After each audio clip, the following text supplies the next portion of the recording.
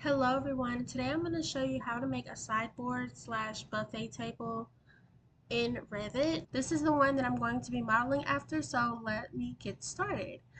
First I'm going to go to File, New, Family, and I'm going to select the furniture category. It automatically opens up to the reference level view, and as you can tell by the reference picture that I'm modeling after, it is a curved sideboard. So in the reference level, I'm going to go ahead and draw this sideboard from a floor plan view. So with the extrusion tool, I'm going to choose the rectangle one and just draw a rectangle in the dimensions that it is set in.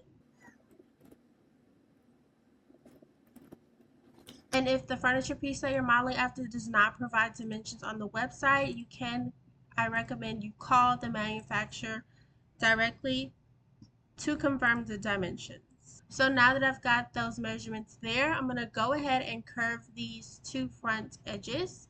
And I'm going to do that with the fillet arc tool. So I'm going to select one line, select the other, curve it like that. Now I'm going to click the check mark and I'm going to make the height of this 34 inches. And I'm going to bring the bottom up about 3 inches because there is a space underneath. However, it does not specify how tall the space is. Like so. And now I'm going to draw the indents for the cabinet doors to go into, as well as the shelves. I'm not drawing a detailed drawing, so I'm not going to actually draw the interior shelves, but I will draw the cabinet doors to the finest detail I can.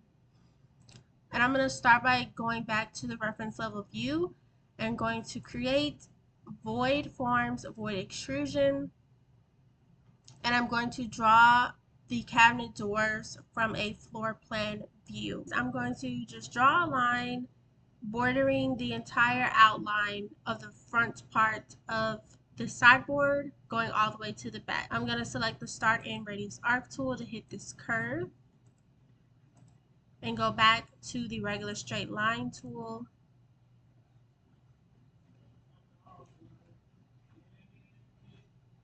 I'm not sure how wide each cabinet door is, so the measurements I'm doing is going to be an estimate.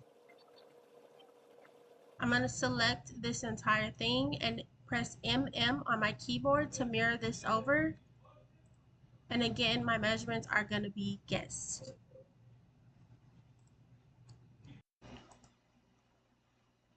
I'm going to click the offset tool and offset this line over 2 inches.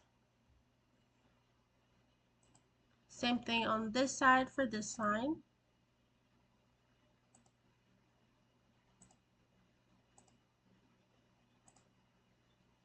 And as you can tell by the overall picture, this space right here is where the legs of the sideboard are going to go. Go to the front view, and I only want this to be about an inch away from the top and the bottom there.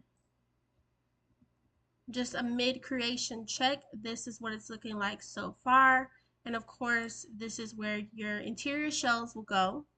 Shelves. So now I'm going to go to the front view and draw the legs, the front legs of this sideboard. As you can see, it is a tapered shape. It's not just a complete straight rectangle. I'm going to create extrusion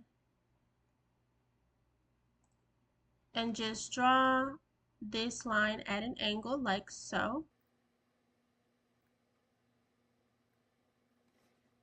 And I just want to make sure this is aligning with this line. So I'm going to temporarily draw a line here and here to make sure it aligns.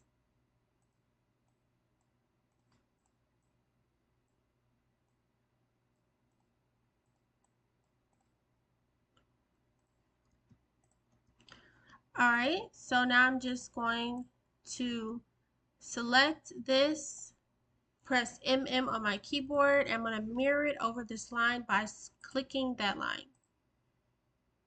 And I'm going to click the check mark, go to the reference level, and adjust the thickness of the legs. So in the create tab, I'm going to go to extrusion. I'm back in the reference level slash floor plan view. So I'm going to draw the cabinet doors in floor plan view. Like so. I'm going to start off with the straight line tool and do the start in radius arc tool to hit this curve, like so. Back to the straight line tool, and I'm going to draw the thickness of the doors, and I'm going to offset that line.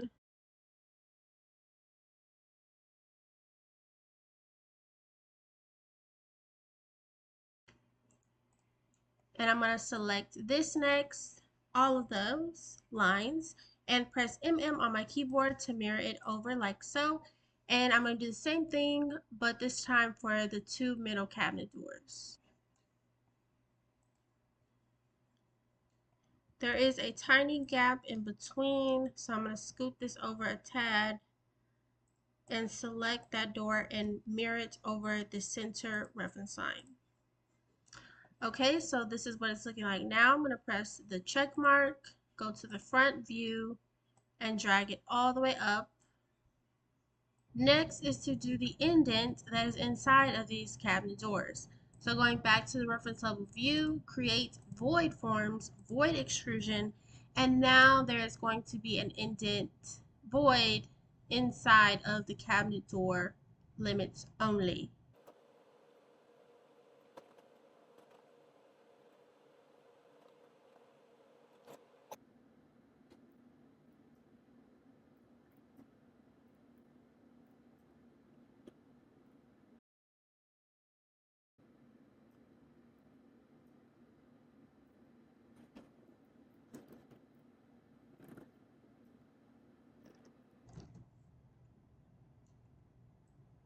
Now I'm selecting that one middle door and mirroring it over again. Now I'm clicking the check mark and going to the front view.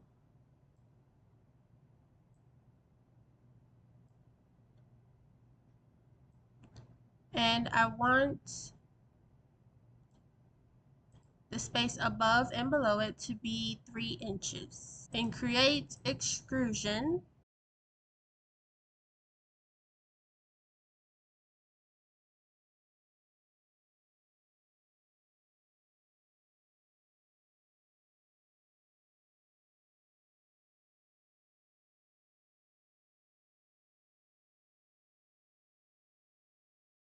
I'm going to select it, mirror it over, and do the same for this here. Check mark, front view, and I'm going to end it there, like so. And I'm going to press LI on my keyboard to draw a temporary reference line in the middle of this void indentation. Now I'm going to select the very thin vertical panel line that I just drew and press MM and mirror it over. I was looking for it. Okay, so I don't know why it went up there, but I'm just going to bring it down like so.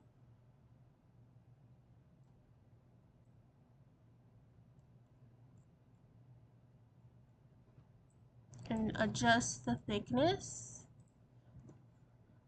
The back legs and the hardware. So I'm going to go to the front view. I'm going to actually edit this extrusion so I can copy its makeup. I have copied it on my keyboard by pressing Ctrl C. I'm going to go create extrusion and paste it like so.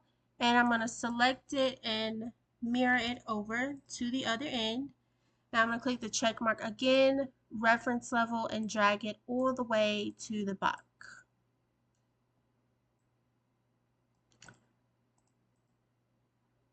And for the hardware, it's found online in our Revit file, so I'm adding it here in the center and on the other side. And you can go to the front view to adjust heights and which direction your cabinet pool is in. I'm pressing AL on my keyboard to activate the align tool. And I'm going to align these like so. Thank you all so much for watching. Here is the final result. I hope you all enjoyed this video and I hope it was very helpful. Let me know your thoughts in the comments. Please like, comment, and subscribe. Thank you for watching. God bless.